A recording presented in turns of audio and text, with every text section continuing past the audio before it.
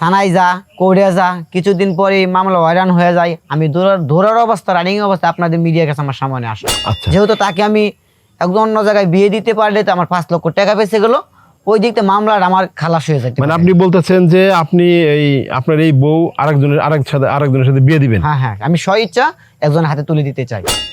কিসের জন্য? যে আমার উপর আরো 2 জন আছে, তারা মামলা করে রাখছে। মানে আপনি কি জানতেন না যে আরো 2টা বউ না, আছে? না, আমি প্রথম জানতাম না। ও আচ্ছা আচ্ছা, তো কিছু বলেন নাই ওনাকে? প্রথম তো জানতাম না, পরে জানছি। জানার পর যা অনেক কিছু বলছি, বলার পরে তো এখানে অনেক কিছু দেখতেছি। ওনার বড় ওয়াইফ উনি আমার নামও মামলা করে রাখছে, তো ওনার নামও করে রাখছে। কারণ কি এখানে আমিও ভাগিদার, কারণ আমিও জানতাম না। না জানার পর ওনার সাথে আমার বিয়ে হয়েছে। আসসালামু আলাইকুম দর্শক, এখন আমাদের সামনে যে দুটি দেখতেছেন, এটা একটা বিশেষ একটা আকর্ষণ আছে আমাদের সামনে। আপনারা দেখতেছেন দুজন স্বামী স্ত্রী এখানে দাঁড়িয়ে আছে আমাদের সামনে। আসলে ওনাদের মনে একটা বড় দুঃখ আমাদের কাছে আসার পরে আমরা তাদের সাথে কিছু কথা বলছি, বলার পরে এখন আমরা বলছি এভাবে বললে হবে না, সরাসরি দর্শকের কাছে বলতে হবে।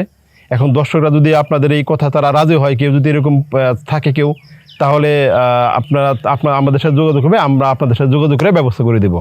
তো আসলে এখন আমাদের ভাই, আপনি কি জন্য আমাদের এখানে আসছেন, আমি দর্শকদের সরাসরি বলেন।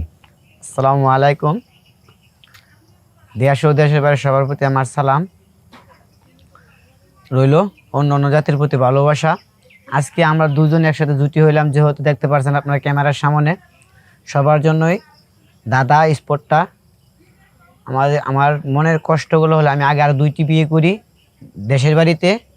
ঢাকাতে গিয়ে আমি কিছুদিন চাকরি করার পর আরেকটি বিয়ে করে ফেলি, যাকে আমার পাশে আপনারা দেখতে পাচ্ছেন।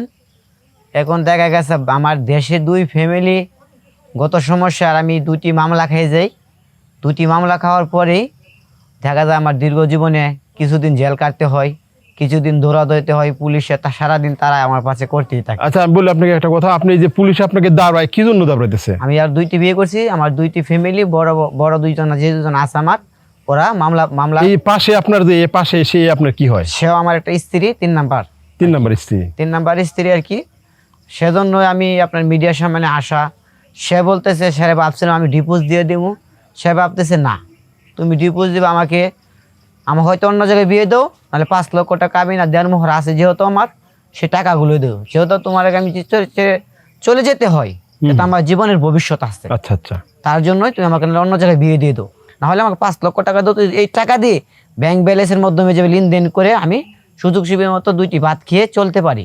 আচ্ছা, এই আপনার যে 2 বড় বউ আছে, এরা এখন কি আপনার বাড়িতে আছে? হ্যাঁ, এখন আমার বাড়িতে আছে।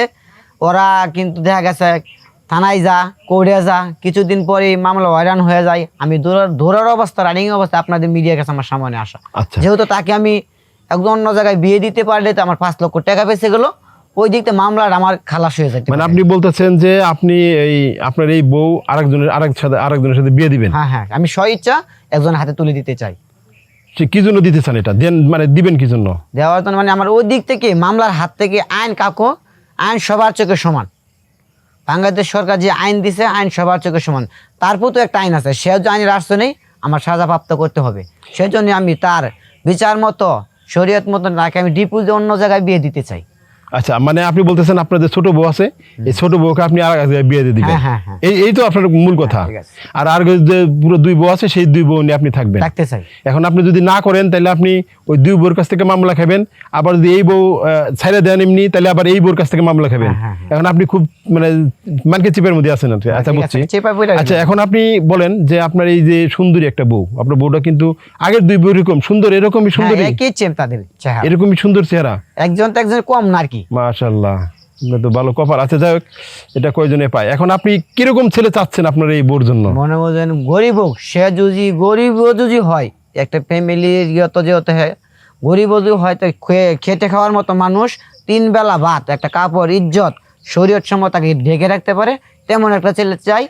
অন্যান্য দেখা অনেক প্রবাসী ভাইয়ের আমাদের আছে, বিভিন্ন দেশে যাওয়ার পরে ফ্যামিলি চলে যায়, অন্য পরে কি সাথে করে চলে যায়। এমনও কোনো বাইজি থেকে থাকে, আমি তাদের কাছে হাতে তুলে দিতে পারি। কেন? আমি টাকা ডিপোজ দিয়ে আরেকবার হাতে তুলে দেবো।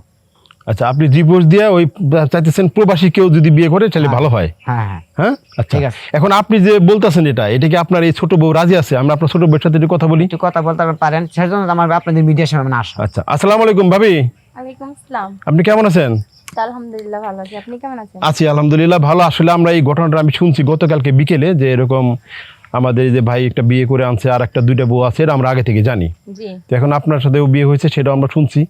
তো এখন আমাকে বলতেছে যে ভাই আমি আমার বউটাকে আমি রাখতে পারতেছি না, আমি আরেকজনের সাথে বিয়ে দিয়ে দিব, আমার 5 লাখ টাকা কাবিনের টাকা আমার দেওয়া সম্ভব না।